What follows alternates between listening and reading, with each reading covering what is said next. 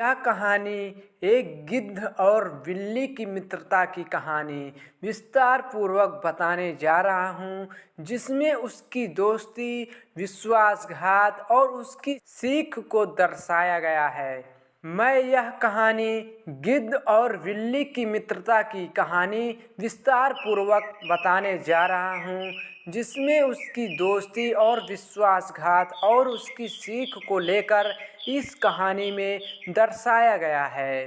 तो आइए इस कहानी को विस्तार पूर्वक जानते हैं। बहुत समय पहले की बात है। एक शांत और घने जंगल में एक विशाल बरगद का पेड़ था। इस पेड़ की ऊंचाई इतनी थी कि उसकी सबसे ऊंची शाखाओं पर एक बूढ़ा और बुद्धिमान गिद्ध रहता था। गिद्ध को जंगल के सभी पक्षी और जानवर अपनी बुद्धिमत्ता और अनुभव के लिए सम्मान देते थे। बरगद की शाखाओं पर गिद्ध ने अपना घोंसला बनाया था। वहाँ अपनी चिड़िया दोस्तों और जंगल के दूसरे पक्षियों से बात करता था। गिद्ध के घोंसले में उसके नन्हे नन्हे बच्चे भी रहते थे। वह उनका बहुत ध्यान रखता था और उन्हें सुरक्षित रखने के लिए हमेशा सतर्क रहता था। एक दिन जंगल में एक चालाक और भूखी बिल्ली आ गई। वह भोजन की तलाश में इधर उधर घूम रही थी। जब उसने बरगद के पेड़ पर गिद्ध का घोंसला देखा तो उसकी आंखों में लालच आ गया। वह जान गई कि घोंसले में गिद्ध के नन्हे बच्चे और उन्हें आसानी से अपना शिकार बना सकती है। लेकिन बिल्ली इतनी चालाक थी कि उसने सीधे हमला करने की बजाय एक योजना बनाई। उसने सोचा कि वह गिद्ध से दोस्ती करके धीरे धीरे उसकी सुरक्षा को भेद देगी।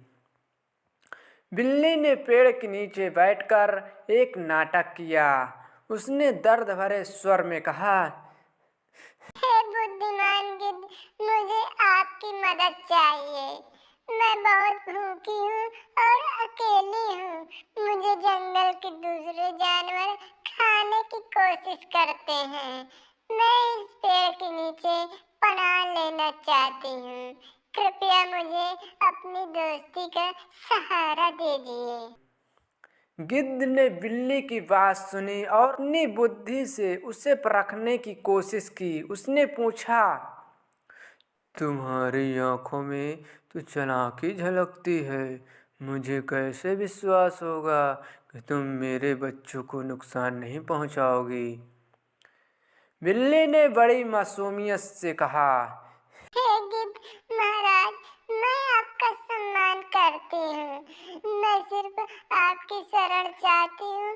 मैं वादा करती हूँ कि आपके बच्चों को कोई नुकसान नहीं पहुँचाऊंगी। गिद्ध ने अपनी दयालुता के कारण बिल्ली को अपने पेड़ के नीचे रहने की अनुमति दे दी।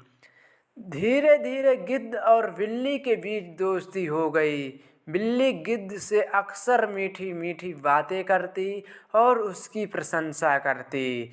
गिद्ध को लगा कि बिल्ली उसकी सच्ची मित्र बन गई।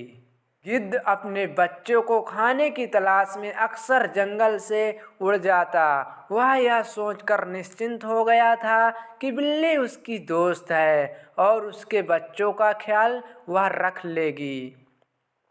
एक दिन जब गिद्ध भोजन की तलाश में बाहर गया हुआ था, बिल्ली ने अपनी असली फितरत दिखा दी। उसने धीरे धीरे गिद्ध के घोंसले की ओर चढ़ाई की और उसके नन्हे बच्चों को अपना शिकार बना लिया।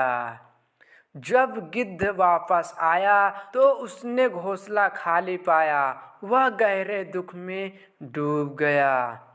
गिद्ध तुरंत समझ लिया कि यह बिल्ली की चाल थी। उसने आसपास के पक्षियों से पूछा तो उन्होंने बताया कि बिल्ली को घोंसले से निकलते देखा था।